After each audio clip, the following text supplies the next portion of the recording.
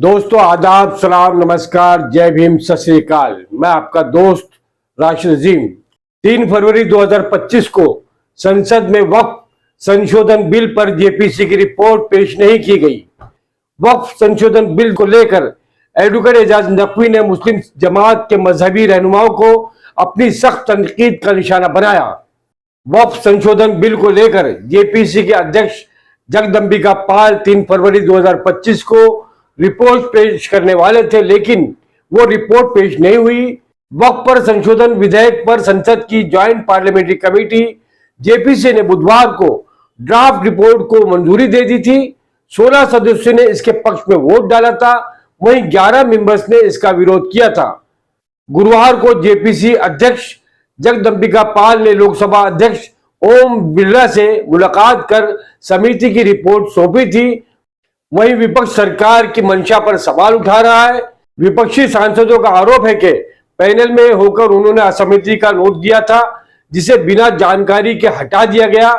वहीं बीजेपी ने आरोप लगाया कि वक्फ पर विपक्ष दरअसल में एजेंडा सेट करना चाहता है। पहली बार इसमें एक महत्वपूर्ण प्रावधान को जोड़ा गया है। जेपीसी अध्यक्ष जगदम्बिका पाल ने भी बीजेपी के सुर में सुर मिलाकर यही कहा कि पहली बार इसमें जो प्रावधान जोड़ा गया है और उसमें कहा गया है कि वक्फ संपत्तियों को का लाभ समाज के वंचित वर्गों, गरीबों, महिलाओं और अनाथों को मिलना चाहिए। उन्होंने कहा कि इस विधेयक का मतलब ये होगा कि इसमें पारदर्शिता और ज्यादा बढ़ाई जाएगी। दोस्तों आपको बता दें कि आज संसद में जेपीसी की रिपोर्ट जो पेश होने वाली थी, लेकिन वो नहीं हो पाई, नहीं हो सकी। इसके कारण क्या होंगे ये आप ही बता सकते हैं, इस पर हम कोई टिप्पणी नहीं देना चाहेंगे। आपको यह भी बता दें कि यह तकरीबन 655 पन्नों की है और इस पर विपक्ष गहरी नाराजगी जता रहा है। और वक्फ संशोधन बिल 2024 पर मुस्लिम मिल्ली मजहबी जमातों और उलमाए कराम यानी के इस्लामिक बुद्धिजीवियों ने अपनी सख्त नाराजगी का इजहार किया है। संशोधन वक्फ बिल को मुस्लिम विरोधी और इस्लाम के खिलाफ बताया गया है। दरअसल इसके जरिए सरकार वक्फ की जितनी भी जमीन है, जितनी भी संपत्ति है, उसको हड़पना चाहती है।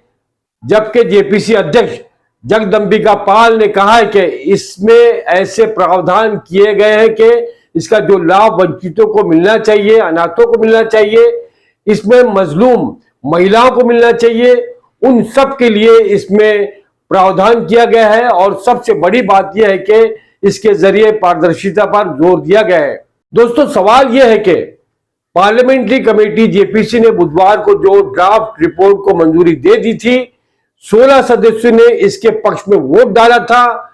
ये 16 सरकारी गुर्गे मुसलमानों की हजारों करोड़ की वक्फ जमीनों का फैसला करेंगे या मुल्क के 20 करोड़ मुसलमान? ये सवाल सबसे बड़ा है।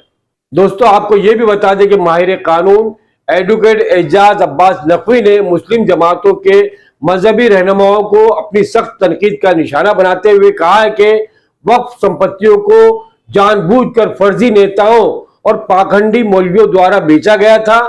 नाम निहाद मुसलमानों के आला नेतृत्व के ट्रैक रिकॉर्ड के अनुसार Tablighi Jamaat under the bracket 7 के तहत, Deobandi under the bracket Madani के तहत जमात और शिया जमात अंडर द ब्रैकेट कल्बे के तहत ने 3 तलाक बिल, सीएए 370 जैसे विभिन्न विधेयकों को पारित करने में सरकार का समर्थन किया है। मेरा विचार है कि साद मदनी कल्बे जैसे इन निर्दोष जमात के नेता और अनुयायी फिर से दनथीन यानी के बगैर दांतों के वक्फ बिल को फाल करने की हिमायत का मुजाहरा करेंगे, जहां सरकारी अधिकारी अपनी मनमानी इच्छा और सनक के अनुसार अपने व्यक्तियों को वक्फ की जमीन दे सकते हैं। कृपया मुस्लिम मुल्लाओं और जमात के नेताओं को स्पष्ट करें, उनके नेता वक्फ बिल का समर्थन क्यों कर रहे हैं? ये सवाल खड़ा किया है एडवोकेट एजाज अब्बास नकवी साहब ने, जो आमना सामना मीडिया को उन्होंने व्हाट्सएप के जरिए भी ये अपनी तनकीद भेजी है और अपने ख्यालात का इजहार किया। ये थी दोस्तों आमना सामना मीडिया की खास report. Camera person Shaheen Patel के साथ आपका दोस्त राशिद अजीम इजाजत चाहता है। शुक्रिया। जय हिंद, जय महाराष्ट्र। आप देख रहे हैं आमना सामना मीडिया। वीडियो को शेयर कीजिए, चैनल को सब्सक्राइब नहीं किया है आपने तो सब्सक्राइब जरूर कर दीजिए।